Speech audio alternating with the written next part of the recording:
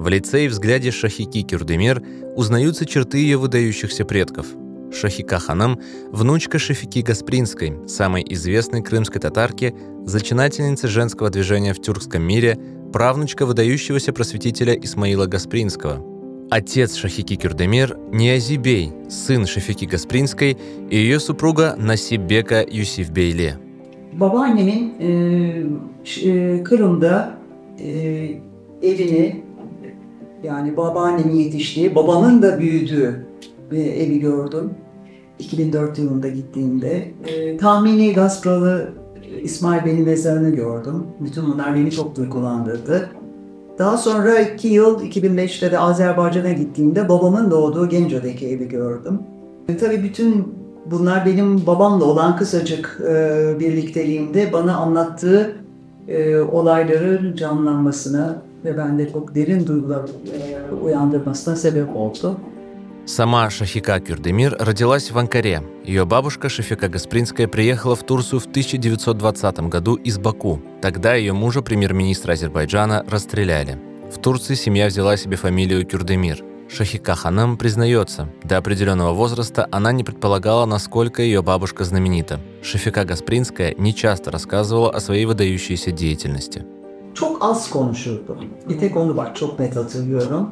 Çok fazla böyle konuya girmez. Genelde dinler, çok az konuşur, öz konuşurdu. Kendisinin kadın hareketini başlatması babasının da çok büyük katkısı var. Çünkü oğullarını değil, kızı Şefika Hanım'ı öne atarak kadınlara, Kırım'daki kadınlara, hatta o dönemde bütün dünya kadınlarının örnek olmasına çok gayret etmişti.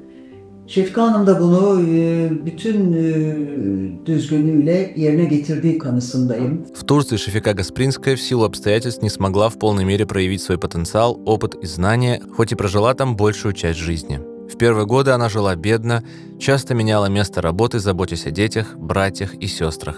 Гаспринская занималась благотворительностью, стояла у истоков деятельности крымско-татарской диаспоры, публиковалась в журнале «Эмель». Gayet kültürlüydü, aynı oranda mütevaziydi, son derece çalışkan ve disiplinli bir kişiydi. Büyük bir insan olduğu kanısındayım. Yani hiç kimsenin yapmayı düşünmediği şeyleri o tarihte becermiş bir kişi. О Крыме Шахика Ханам много слышала от отца Ниязибея. Находясь вдалеке от родины, он старался поддерживать свой народ. Стоял у истоков создания крымско-татарского и азербайджанского сообществ в Турции. Direkt dernek üyeliklerine, yani dernek yönetimlerine girmedi. Ama kurucu oldu ve her zaman eli üstünde oldu, her zaman maddi manevi elinden geldiği kadar yardım etti.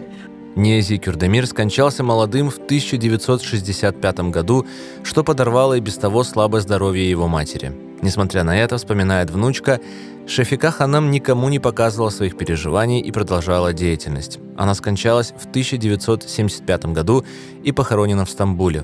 Память о своих выдающихся предках Шахика Кюрдемир бережно хранит, а еще мечтает когда-нибудь снова побывать в Крыму. Herkese çok sevgiler, herkese çok saygılar. Vatanım, ikinci vatanım.